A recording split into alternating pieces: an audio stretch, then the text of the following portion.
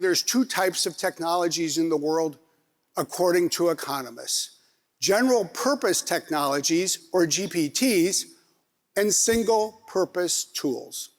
The smoke detector is a great single purpose tool. It will detect smoke and make a sound. But like a drill, like a clock, it does one thing. It serves a single purpose. What sets a general purpose technology apart is that it does many things, it serves many uses. Electricity is the example that economists use more than any other, because just think about the world in which we live. Think about how much of our world is in fact powered by electricity.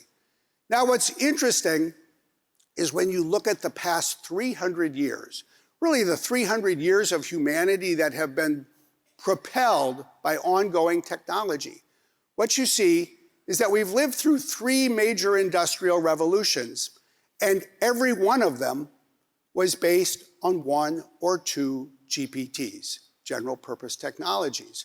The first industrial revolution really began in the United Kingdom in the 1700s, and it was built some on steam, but really it was iron.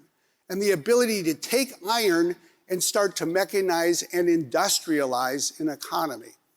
The second industrial revolution was in the late 1800s, and it really, I think, more than anything, was based on two things: electricity and what are called machine tools. Basically, the ability to use machinery to mold tools that then could make their way into every part of the economy. It became the foundation for the manufacturing economy that propelled the United States into a position of global leadership. And then there was a third industrial revolution that began around the 60s or 70s in the last century. It was all about computerization. But if there's one takeaway that jumps out to me, because it speaks to everything that Microsoft has learned over its 50 years, what really changes the world is not who invents the product. It's what economists call diffusion. It's the ability to take this technology and spread it across the economy. What economists call diffusion, we in the world call adoption.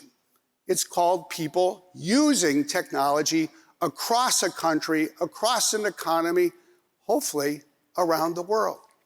And what is so interesting is that when you study the data, what you see is that GPTs drive industrial revolutions, and what you see is the diffusion of technology is the fundamental engine of economic growth, prosperity. You see this from the second industrial revolution and electricity. Basically, when electricity was adopted, prosperity grew.